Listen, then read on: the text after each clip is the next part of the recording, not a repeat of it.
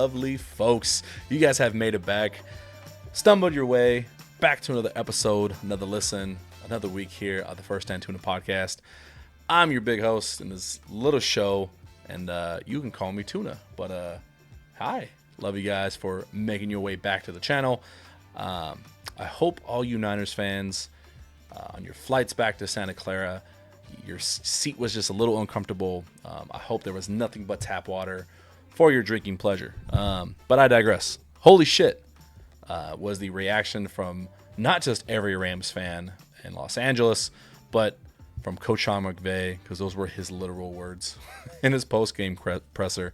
No, honestly, phenomenal game. I was still under the weather a little bit, but from yelling, between that and just yelling and being sick, lost my voice damn near watching that game. I speak for a good majority of Rams fans that probably think that top 10 McVay era game that we have watched and witnessed a win occur. That was phenomenal. Now I would be a fool not to lead off without shouting out Xavier Smith, alumni of this podcast, and the fact that, like, if you don't understand the magnitude of that punt return that he had at the end of the game for Xavier, like, go back and listen to his story. He spent last year and up to this week on the practice squad with the Rams. He was an undrafted free agent. His first action, his first play on an NFL field was that punt return. There's less than a minute left, and rather than calling a fair catch like he did on other plays in that game, at the 12-yard line, tie game, less than a minute, decides to have fucking onions and get a 38-yard return, putting the Rams up to about midfield, basically icing the game. Like, that right there was cold-blooded. Like, he iced the game, put him in a position to let Josh McCarty kick a game-winning field goal. Man, that was fun. Ultimately, no, that was a tale of two halves.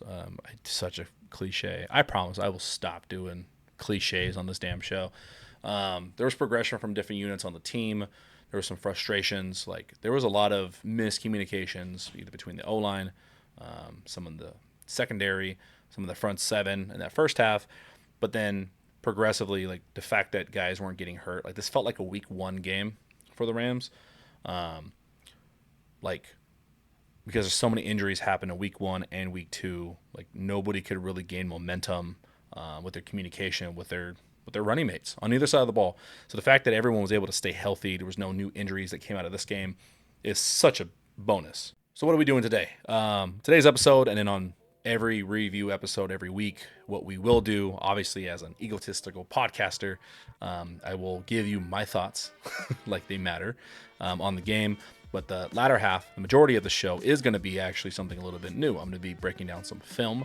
We're going to do some good, some bad, and my big fish of the week at the very end, kind of like MVP of the game.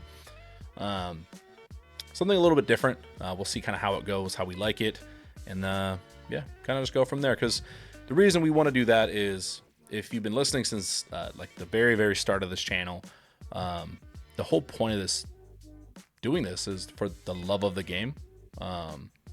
Like, I want to get smarter. I want anybody watching, listening to get smarter. Like, if you love football as much as I do, it's a beautiful sport. It's an art, and there's, like, sometimes a science. There's a weird science behind it, like how plays happen. Like, something that looked equally, like, perfectly good, like, sometimes has a simple explanation, and understanding it, we can both get smarter at football together. Then cool. Everybody wins. But before we jump into any of my reactions from the game, I just want to make sure you guys are liking, subscribing, checking out the website, anything from the Tuniverse, all the stuff I'm supposed to tell you as somebody with a podcast. But if you don't, cool, then I'll just continue yelling at clouds as an old man. But either way, thank you. I love you for being here. So let's get into it. Big takeaways before we jump into the film. Like I said, shout out again to Xavier. That is huge. Saw the news that he was announced as the starter of the punt return, and he's going to be on the kick return moving forward. That's huge. Like, to go undrafted and to be able to have that opportunity, man, that's such a cool thing to see for a guy like Xavier. other big takeaway, every Rams fan feels this way, and probably, unless they're jaded now, regardless how they feel, Lions fans probably feel the same. Matthew Stafford might be the best quarterback in the NFC. If you're going just based off of stats and touchdowns, then probably not. Somebody will surpass him, like Goff or Murray. Somebody will have more stats than him. But it goes beyond that. Like, if you had to write a book on how to be a professional quarterback, like how do you dictate what all 22 guys on the field are doing at all times? How do you become a coach on the field? How do you take over a game and make sure your guys are all in the right position to not just win, but get better and learn from it play after play after play? That is Matthew Stafford. To tag along the fact that he's got just a ridiculous arm. Like, it's stupid the amount of types of throws he was making. Like, just ask Tutu Atwell on some of those crossing routes. Yeah, his leadership has shown that, like, he changes the game in a different way than he did in his earlier years. Just the fact he's this good in his, like, 15, 16 year, whatever it is now, is pretty fucking phenomenal. The offensive line communication got so much better. Obviously, getting 3 touchdowns for Kyren Williams. Matthew Stafford had much more time. Like, I think I saw a next-gen stat where he had, like, over 3 seconds on average. The pass rush from the Niners got stifled a little bit, which is really nice to see. I don't think that's a negative on the Niners. Like, I know they've got their own issues they're working out, some injuries, and Hargrave's got a bicep now. But you've still got Bosa, you still got Warner. You do have Floyd out there, who's a good supplemental pass rusher as well when he's opposite of a superstar like Bosa. And they were able to keep Matthew Stafford, give him time to, string together drives to win this game. So that's what happens when you have 5 guys consistently starting and not being injured drive after drive. Pretty crazy how that happens, right? But love to see it. We have some breakdown of that on the film here in a few minutes. That was awesome. The defense, though, that point definitely got to get worked through. I want to calm everyone down, though. Like, let's relax. You got a first-year DC. Got a lot of new faces on that defense. You're starting a lot of, like, if not rookies, first and second-year guys. Like, okay, Verse is a rookie. Fisk is a rookie. Kobe Turner's only in his second year. It's his first time as a captain. Byron Young's second year. Quentin Lake is a first-time captain. Your play callers in the middle of the field with Troy Reader and Rose Boom. Those are points that I'm hoping do get better, though. Their tackling was picked on a lot on social media, picked on by me as well. Again, I hope Troy Reader doesn't see my tweets and find me. That would not be great, but if I do go missing, it was probably him. The third Juwan Jennings touchdown, I do talk about it here in the film. There's a little bit blame to put on other people besides just the secondary, but there's mostly miscommunication. You do have to also give credit to the 49ers because they're not as bad as people are saying they're in trouble or saying they're not that good. In reality, they're still going to be a playoff team. Like, you have to be good to be a playoff team. But the key ones, that miscommunication in the secondary. I know a lot of people were confused why Killer Weatherspoon didn't get pulled up. Probably just a numbers game. Probably the coaches believing in, hey, who we've got in the field right now, we're most comfortable with them at this point in time. Will that get changed? Probably. We'll see what happens. Like, last minute changes happen. The Rams seem to make their moves, Friday, if not Saturday, when it comes to practice squad announcements and things like that. So we'll see this upcoming weekend before Chicago. One more spot about the defense before we jump into this next section. Like I said, poor tackling from the front 7 most of the game, and that doesn't mean that they can't tackle. Like, you look at a lot of the grading. Like, I know I'm a Stark. Like, I hate PFF, but it is always nice to see when some recognition is being given to some of these rookies. Fisk and Verse are doing great in quarterback pressures. The issue is they're just not finishing on tackles and sacks. That comes with time. I'd rather have a guy playing too fast than just poor effort and not able to beat a block. Versus issue right now, he's literally just blowing by tackles so quickly that there's no contain.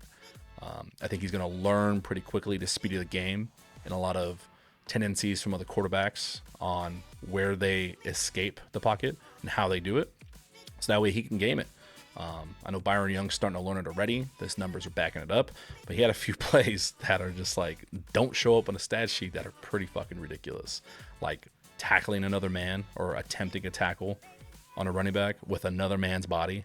That's Aaron Donald level shit. Like, that's really fucking cool. Zone responsibilities, just struggling with it. I'm not sure if it's like, I don't want to say schemed up, but almost very Raheem Morris-ish, where it's like, hey, just keep it in front of you. But you combine that with poor tackling from the middle linebacker positions, and it's a struggle. Reader and Roseboom were not having the greatest time. They got picked on a bunch, albeit Purdy is a pretty damn good quarterback. Like, his numbers show for a reason. He's fucking good. My key to victory last week was McVay has to have a legacy game and how you utilize your roster to emphasize strengths more than like your weaknesses will show. And he did that. Like, that is incredible. And I have to, one more thought before we jump into the film here is I have to, like, to all Rams fans, like, as bad as it can seem with injuries and like maybe a bad throw from Stafford, like, everyone knows he's a gunslinger. He's gonna throw a ball that makes you think like, well, why the fuck did you throw that? Because he's confident. Like, he thinks he can make every single throw, and he tends to make those throws. Or like a play calling that just doesn't happen because timing's off. Like, if you're ever gonna question the play calling, if you're ever gonna be mad at injuries, like, take that all in a ball, put it in your pocket, and then go watch what's happening in Chicago. Go watch what's happening in Cleveland. And I promise you, like, the level of effort is different. The level of just scheming and coaching and motivating is night and day. Like, for all the talent in the world that someone like a Deshaun Watson has, like, not even being in the same conversation as someone like Matthew Stafford, like, you got to be happy with what you got while it's here. To be able to get a bunch of, like, not a lot of names that most NFL fans don't know, to get them to run through a wall for you and give the effort like they did on Sunday and to pull out a win, you got to be really, really fortunate to be a Rams fan and to be happy you're not dealing with some situations that other teams are dealing with. So, like I said, count your blessings. And yeah, I will stop yapping. Let's jump into some film. Let's get smarter together and see how the Rams really did beat the Niners.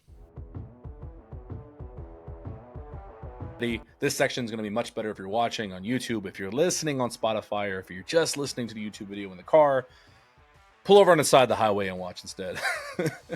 No, seriously, give it a pause. Watch this when you get home. Please don't watch film in traffic unless you're a psycho. I wonder if NFL coaches watch film in traffic. Anyways, so we're going to break this down in 3 segments. I got a few plays for good, some for bad, and I got my one big fish of the week. If you know me already, you already know who the big fish is going to be, but stay tuned. We'll get to that section. All right. So some good, because we like staying positive, right? Some good. One of my favorites to watch, Byron Young. I was high on him last year. Been high on him this year. I said before the season started, him and Verse are going to have 20 sacks between the two of them. They're on the right track. And then you get plays like this. So the context here is about 30 seconds left in the half. Niners already at the 40-yard line. But this defense hasn't really done much to stop this offense so far. So letting up a field goal right now when the score is already 14-7, being down by 7 versus 10 is a huge win for the Rams heading into halftime. So running this back a little bit. Let me slow the speed down. Sorry, Byron, you're not going to look that fast on film. Byron's known for his speed. Uses violent hands in that speed, gets to Purdy before he can even attempt the throw, forcing a fumble, ending the half on a turnover. Niners don't even have a chance at a field goal or to push the field upfield for any kind of score. Think about who are the highest paid people on defense normally. It's the edge rushers. It's the outside linebacker, defensive end. Who are the highest paid on offense? Quarterbacks and tackles, usually the left tackle. The reason being is because it can end the game. It can disrupt the game so much to where everybody else is obsolete. Look at TJ Watt in Pittsburgh. That guy's making crazy money because he can end games, and he does it habitually. I'm going to get to that quarterback, and I'm calling game.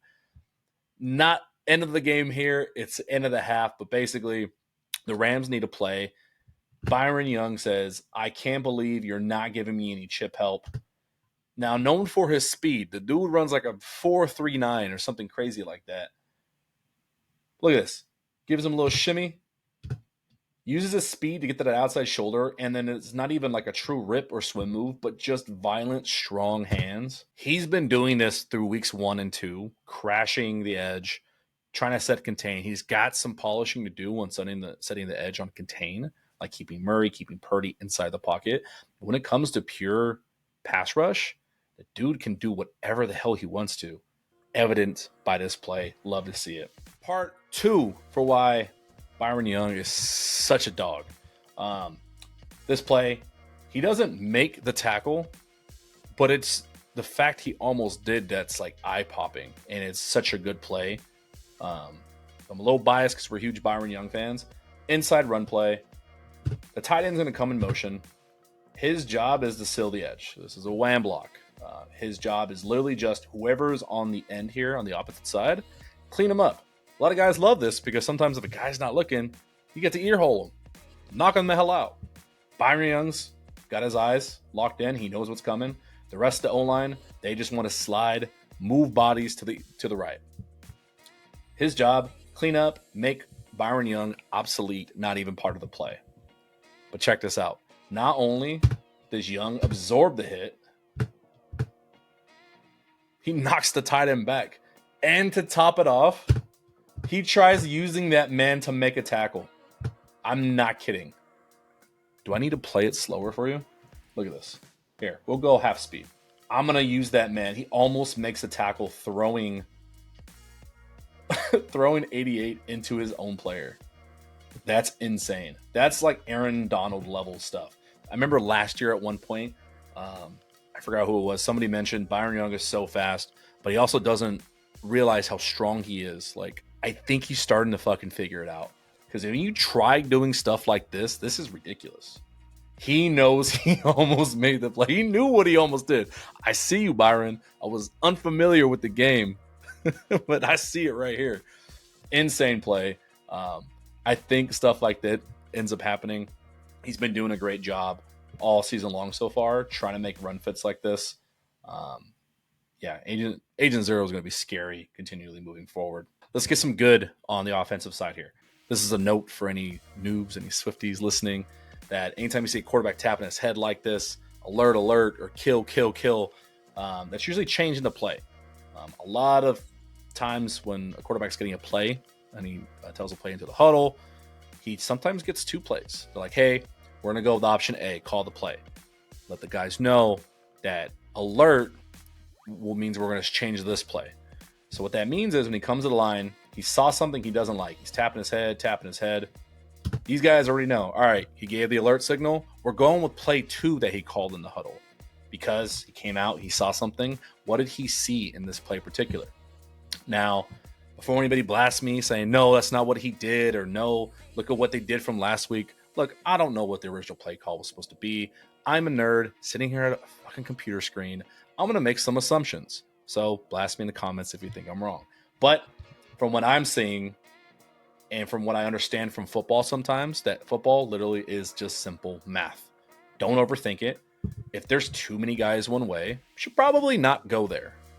Look at this. You come to the line. Let's just pretend that there was a run play to this side. Maybe there was a toss. Maybe there was a stretch play. I don't know. But I count 1, 2, 3, 4. Let's count the safety. 5, 6. You got Bosa. You got 6 guys on one side of the field. Not even counting Warner, who can be wherever he wants to be. That's a lot of fucking red uniforms over there, right?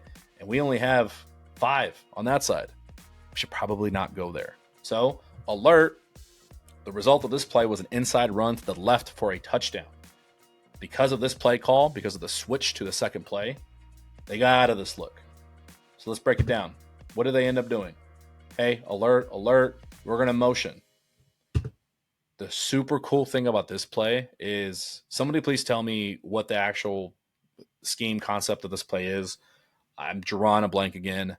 This is basically a trap, I'd assume. It's not a counter because there's no counter action from the running back unless they just scrapped it and said screw it or he messed up. But basically, the line is going to shift down to the right. Whittington, the receiver, is going to act almost like a pulling guard or pulling tackle would. Fill inside. Take the most dangerous guy between 27 or 6 here. Now, He's got his block. There's nobody here except for number 6, and that responsibility falls on the running back, Kyron Williams. His job, hey, you're one-on-one, be better than the other guy and get in the end zone, which he ends up doing. All because numero nueve, alerted the play, simple math. Again, overloaded on one side, didn't like it, get the hell out of it. So we get this end result right here. Kyron Williams' second rushing touchdown of the day, his third overall touchdown of the day, with something that looks very similar. On that last play, they called an alert, changed from one play to the next to get into the end zone. This time, it looks the same. I think it's bullshit. I think it's a fake alert call. Check this out. This situation here, it's fourth quarter. Rams are down. They need to get in the end zone to tie the game up, right? They're climbing. They're making their comeback. We got an alert call here. I love the part of offense and football and just football in general when an offensive coordinator, a head coach, a quarterback, whatever it is, can find a wrinkle, change one little detail of a tried and true concept and make it their own and make it look brand new. And it's just the same old shit that people know. This turns into just a draw play. If you don't know what a draw play is, all that is, if you're familiar with play action, right? Play action is what? You fake the run, you fake a handoff, and you end up throwing the ball. Draw play is the reverse of that. You fake a pass play and you hand the ball off. How do you do that? Well, first one is the offensive line. The offensive line, rather than on a run play, normally they want to go forward. They're going to take the risk and actually step back, as in pass protection. That tells this defensive line to go get the quarterback, because why else would the offensive line be moving backwards, right? Like, they're going to protect the quarterback. Also, it freezes the rest of the defense. If your quarterback sits there like he's going to pass it, it makes them freeze or hesitate for maybe just a split second, giving your running back time to gain a few yards off that hesitation. So how do we get there, though? The wrinkle that they add into this, right? One is the fake alert. Again, I'm taking a huge assumption here. Just based on how specific this play is and this motion is, I think that this is a fake alert. Stafford starts under center, comes up, doesn't like it. Remember last time when he alerted and it ended up being an inside run? This time he's under center. He's going to go alert, alert. He's going to change in the shotgun. I think that he's selling it to the defense, showing them, hey, I'm alerting away from a run play. We're going to pass it now. Combined with a motion, which the Rams do all the time. This time, they're going to hit him with a motion similar to a play that the Chiefs beat them in the Super Bowl with. In that play, he goes into the motion, into the flat, wide open for a pass touchdown. This receiver is going to climb inside and just kind of get in the way of the DBs here so that way they can't go cover. That part happens with the fake alert, with the fake route and motion, and with 4 linemen, only 4 of them, they're going to pass protect. Watch their first steps. They're going to pass protect. This is selling pass all the way. I think this was called by McVay in the huddle. Stafford gives a fake shimmy. Everything about this says pass, except for 2 guys. The right tackle, Havenstein, and the tight end right here. Look at this. Then you get a handoff, a walk-in touchdown. Okay, not a walk-in. I'm exaggerating a little bit. Fred Warner's all pissed off. He knew. I think Fred Warner knew what the play was. But check this out. Everyone's going to pass step, right? From the right guard to the rest of the line. The first step is back. You don't do that in a run play. That's all pass. That gets Bosa 90, 99, 56, all rushing upfield. Except 56 sees, oh shit. But it's too late. Limmer here. This is a great block by Limmer. Limmer washes 99 down, gets in the way of 56. Can't make a play. Just out of the way. By the time he gets there, he's already at the goal line. So it's just fun watching these little wrinkles on just what ends up being a draw play. That's incredible. It's such a fun play to look at. When you hear people praise McVay and praise Stafford for their offensive geniuses so often, it's because of stuff like that. How can you make things look so different and ends up being something so basic at the same time? Incredible play. All right, let's jump into some bad, and I'm going to start with the defensive side, and I'm going to unfairly hark a little heavily on this inside linebacker position. This first play, Troy Reeder, he was on a Super Bowl winning team, but I'm not sure if he's lost a step. I'm not sure if it was just a bad game. This is the first game I've paid this much attention to this position. So Troy Reeder, please don't come find me and harm me. Again, I understand I am an unathletic nerd behind a desk talking about athletes doing athletic things. My job with this is to analyze and help you, the fan, maybe understand why these bad things are happening. He's in good position here. Like, in a perfect world, linebacker here, Troy Reeder, he's reading the eyes of Purdy. He sees he's winding up the throw. He understands his zone is to cover an in or a slant coming his way. He's in the right position. He's not in a position to get an interception. He's in a position to punish this wide receiver. Hey, ball's thrown right here. This guy should be annihilated. Like, this is what linebackers dream of. I'm assuming. I've never played linebacker. So if you're a linebacker, please tell me in the comments, is this something you've ever dreamed of? You're just there to clean up and probably get a letter from the NFL for a fine for a hard hit. Look at this. Bam, completely just misses. And watching it live, even watching it slow in real time, it's easy to sit there and go, you idiot, you missed this. I'm going to give credit to the Niners. This concept here with this wide receiver, I think this is Conley. I should know who this other receiver is, but he pushes DB upfield. I believe this is Quentin Lake, gets him in the way of Kobe Durant so that he's free. You want to call it an illegal pick route? I will. And he comes in. So when Troy Reeder finally gets his head around, he had his eyes on Purdy the whole time, tracking the ball. He gets his eyes around. He sees two receivers. You see his head kind of not fully just go there right away.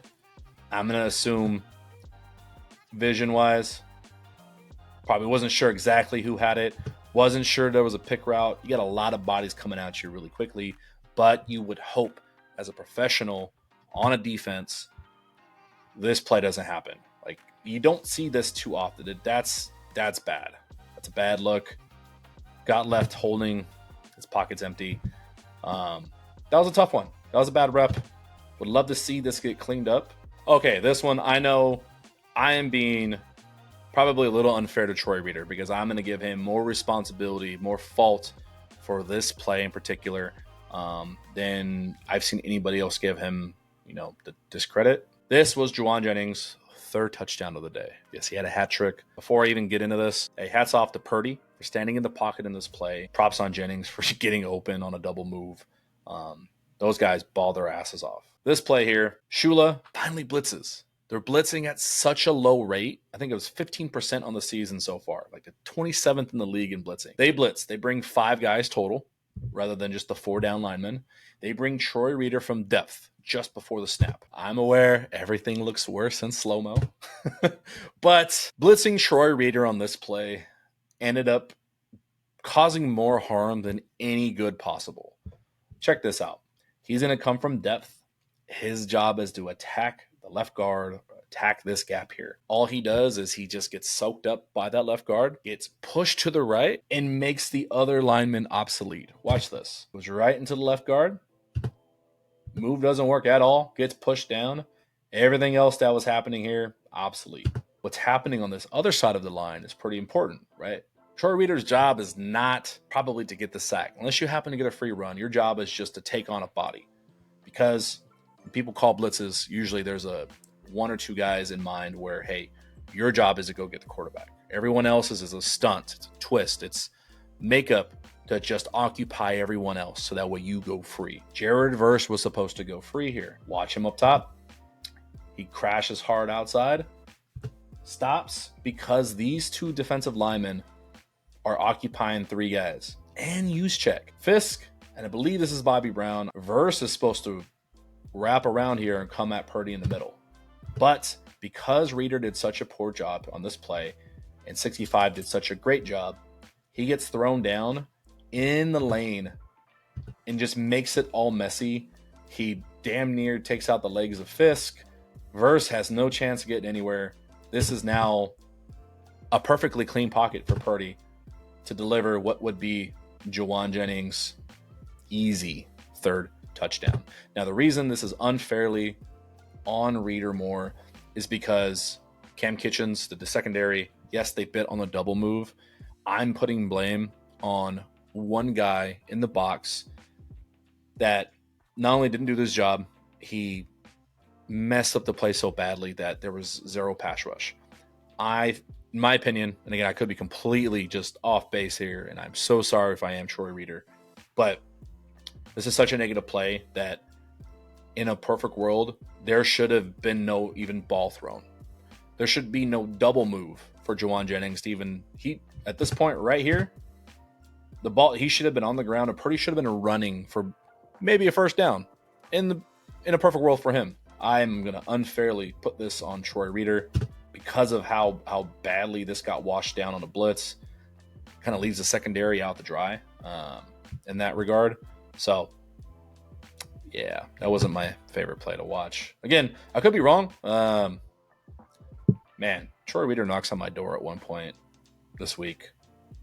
This is video evidence of it was him that hit the body. And to close out a little bit of the all 22 here from the good and the bad, we are going to always finish every single week with Tuna's Big Fish of the Week. And if you know me, if you know this channel, you know we are the president of the Xavier Smith fan club. Xavier Smith, context. If you are not understanding why this is a big deal and why so much attention is being put on Xavier for this punt return at the end of the game. Tie game. Rams just are starting to make a comeback. Even tying the game is phenomenal because they've been losing the entire game. Less than a minute left. Xavier is filling this ball at the 12-yard line. So he had a few fair catches on the day. Xavier Smith has never played a snap in an NFL game. He played some preseason the last 2 years. This is his first on-field rep. You mean to tell me that your first time on an NFL field to have the actual ball and to make a play between the whistles is less than a minute left in crunch time when you're trying to complete a comeback and win the game? Talk about onions. Like that's gutsy. That's a big deal. He could have easily decided, I'm going to fair catch it. This is too big for me. I've seen this. We've all seen it. How many times do we just walk away from a punt or kick return and goes, out the end zone or fair catch? Nah, outkick his coverage.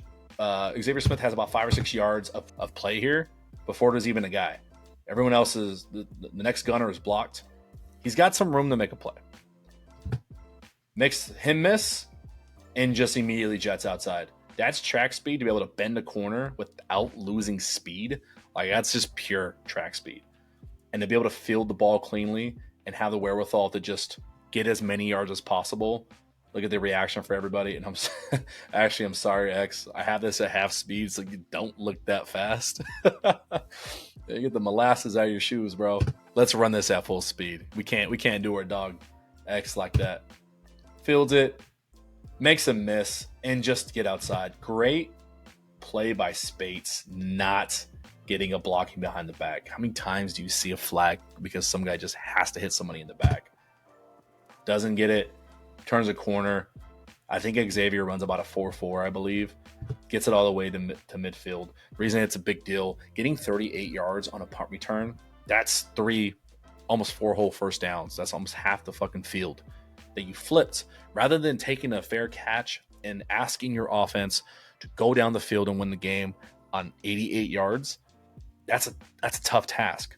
But hey, I'm going to be fast. I'm going to get y'all to midfield. You guys figure out the rest and get a field goal.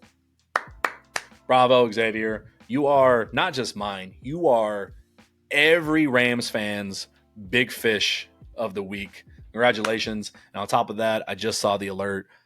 He is officially staying on the roster for now. He earned his spot with that play.